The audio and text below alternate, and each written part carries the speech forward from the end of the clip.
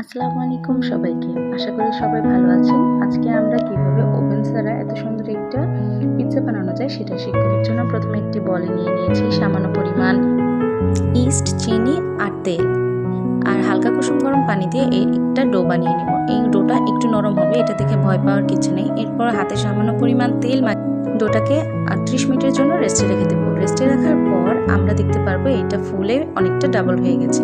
এরপর পিৎজা টপিংয়ের জন্য একটা প্যানে সামান্য পরিমাণ মাংস, পেঁয়াজ কুচি, আদা রসুন বাটা, ক্যাপসিকাম দিয়ে হালকা হাতে ভেজে নেব। এরপর সয়া সস, চিলি সস আর টমেটো সস দিয়ে দিব।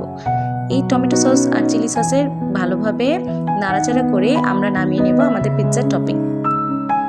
এরপর একটা ট্রের মধ্যে আমরা নিয়ে নিচ্ছি সেই আমাদের ডোয়ের মিশ্রণটা। এর উপরে দিয়ে দিচ্ছি পিৎজা সস, আমাদের চিকেনের টপিংগুলো, আর সেই সাথে দিয়ে দিব বেশ অনেকখানিকটা চিজ দিয়ে দেওয়ার পরে এর উপরে চিলি ফ্লেক্স এবং অরিগ্যানো দিতে পারেন। অরিগ্যানোটা অবশ্যই দেওয়ার চেষ্টা করবেন, এতে পিৎজার যে একটা গ্রান আছে সেটা আপনারা বুঝতে পারবেন। এরপর বেকিংয়ের জন্য প্যানের মধ্যে একটা স্ট্যান্ড বসিয়ে তাতে দিয়ে দিচ্ছি বেশ অনেকখানিকটা পানি এবং আমাদের ট্রেটা বসিয়ে দিলাম। উপরে অবশ্যই একটা অ্যালুমিনিয়ামের ঢাকনা দেওয়ার চেষ্টা করবেন। আমাদের পিৎজাটা কিন্তু দেখতে খুবই সুন্দর হয়েছে। এরপর আমরা প্যান থেকে নামিয়ে এটা আপনাকে কেটে শেয়ার করছি। দেখুন কতটা স্ট্রেচি হয়েছে, আর পেছন সাইডটা দেখতে পাচ্ছেন একদম ব্রেডের মতো নরম তুলতুলে হয়েছে।